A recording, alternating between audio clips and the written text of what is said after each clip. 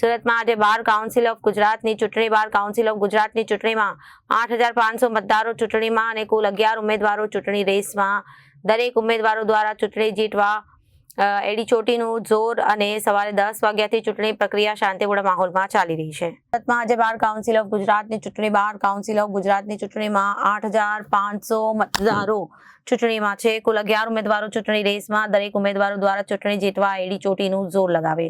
સવારે 10 વાગ્યાથી ચૂંટણી પ્રક્રિયા શાંતિપૂર્ણ માહોલમાં ચાલી રહી છે. સાંજે 6 વાગ્યા સુધી ચાલશે. ચૂંટણી માટેનું મતદાન ગણતરી બાદ પરિણામ જાહેર થશે. છેલ્લા કેટલાક દિવસોથી અલગ અલગ ઉમેદવારો દ્વારા મતદારોને રીઝવવા પ્રચાર કરાયો હતો. સોશિયલ મીડિયાનો સૌથી વધુ ઉપયોગ ઉમેદવારો દ્વારા પ્રચાર માટે કરાયો હતો. પરિસર અને મતદાન મથક પર 14 જેટલા સીસીટીવી કેમેરાની બાદ નજર હેઠળ મતદાન ચૂંટણીમાં પારદર્શિતા બની રહે તેના પર ભાર મુકાયો હતો.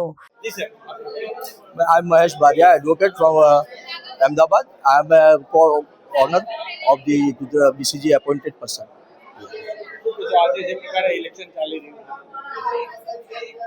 હાલમાં જે ઇલેક્શન ચાલ્યું છે ખૂબ જ શાંતિપૂર્ણ માહોલમાં ચાલી રહ્યો છે.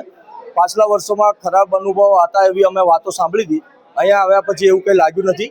વકીલ મિત્રો ખૂબ જ સહકાર આપે છે, ઉમેદવારો પણ સહકાર આપે છે, ચૂંટણીનો સ્ટાફ પણ ખૂબ સહકાર આપે છે. બહુ સારી વ્યવસ્થા છે, તમામ ઇન્ફ્રાસ્ટ્રક્ચર છે, કેમેરા લાગેલ છે, સ્ટેશનરી સારી છે અને અનફેર કોઈ પણ કામ નથી થતું. બહુ સારી પરિસ્થિતિમાં સારા માહોલમાં ચૂંટણી યોજાઈ રહી છે અને આ જે ઉત્સવ છે ચૂંટણીનો ગુજરાત ખાતેનો સુરત એમાં હોટ ફેવરિટ છે. બહુ જ સારી રીતે ચૂંટણી યોજાઈ રહી છે.